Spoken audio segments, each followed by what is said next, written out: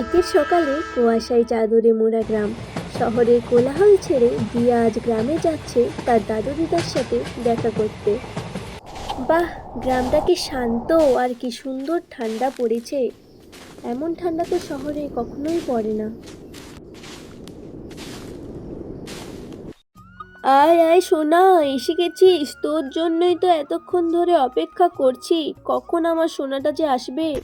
দিদা, এসে গেছি। কতদিন পরে আমার সোনা মাটাকে দেখলাম। ঠিক আছিস তো? আসতে কোনো অসুবিধা হয়নি তো? আরে, আমার শহরের নাতনি তো এসে গেছে দেখছি। কেমন আছিস মা? এতদিন পরে তোর দাদু দিদার কথা মনে পড়লো, এর মাঝে কি একদম মনে পড়েনি? ভালো আছি দাদু, তোমরা কেমন আছো? আসলে পড়াশোনার চাপে এতদিন আসতে পারিনি। আমরা ভালো আছি রে দিয়া। আয় আয়, হাত মুখ ধুবি আয়, তোর জন্য পিঠে বানিয়েছি, সেগুলো তো খেতে হবে। দিদা, তোমার পিঠেগুলো দেখে জিভে জল চলে আসছে, নিজেকে আর আটকাতে পারছি না। কি মজা! দিদা, তুমি পৃথিবীর সেরা পিঠা বানাও।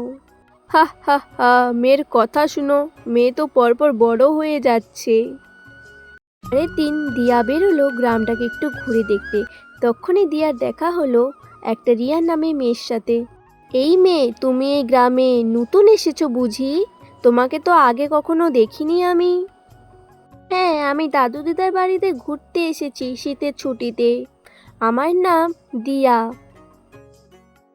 তুমি কি এই গ্রামেই থাকো? আচ্ছা, তোমার নাম কি? আর ওরা ওখানে কি খেলছে আমাকে কি একটু বলতে পারবে? না, খেলাধুলা করতে খুব ভালো লাগে, আমার খুব পছন্দ। আমার নাম রিয়া, আমি এই গ্রামেই থাকি। আর ওরা তো ওখানে লুকোচুরি খেলা করছে। কিছুক্ষণ রিয়া আর দিয়া করে ভালো পরিচয় করে যে যার পথে চলে গেল। শহরের ইট পাথরের দেওয়াল ছেড়ে দিয়া আজ খোলা আকাশের নিচে গ্রামে বন্ধুদের সাথে মিশে গেছে। শীতের হিমেল বাতাস যেন ওর মনে আনন্দের পশম ঝুলিয়ে দিয়েছে। কে রে দিয়া, এখানে একা একা তুই কি করছিস? আমি তখন থেকে তোকে খুঁজে যাচ্ছি। তোকে তো দিদা তখন থেকে ডেকেই যাচ্ছে। দাদু, গ্রামটা কত সুন্দর, এখানে সবাই কত হাসি খুশি। এই গ্রামে এলে ফোন টিপতে টিভি দেখতে একদম ইচ্ছে করে না, মনে হয় প্রকৃতির সাথে সারাদিন মিশেই থাকি। গ্রাম সত্যি অনেক সুন্দর। হ্যাঁ রে মা, গ্রামের একটা আলাদা শান্তি আছে, প্রকৃতির কাছাকাছি থাকার আলাদাই আনন্দ। এখানে সবাই কত মিলেমিশে থাকে, কারোর মধ্যে রাগ হিংসা কিছুই নেই। এইটাই তো গ্রামের আসল জাদু রে মা। শহরের ব্যস্ততা আর দূষণ থেকে দূরে গ্রামে সরল জীবন দিয়ার মনে এক নতুন শান্তি এনে দিয়েছে।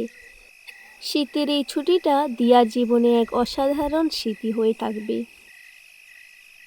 দিয়া যদি পারত সারা জীবন তার দাদু দিদার কাছেই এই গ্রামে কাটিয়ে দিতে পারত, মাটির মানুষের সাথে খেলাধুলা করে, বাচ্চাদের সাথে খেলাধুলা করে সাধারণ জীবনযাপন করতে পারত। বন্ধুরা, আমাদের গল্পটা এই পর্যন্তই। যদি ভালো লাগে অবশ্যই লাইক, কমেন্ট অ্যান্ড একটা করে সাবস্ক্রাইব করে দিয়ে যাবেন। ধন্যবাদ।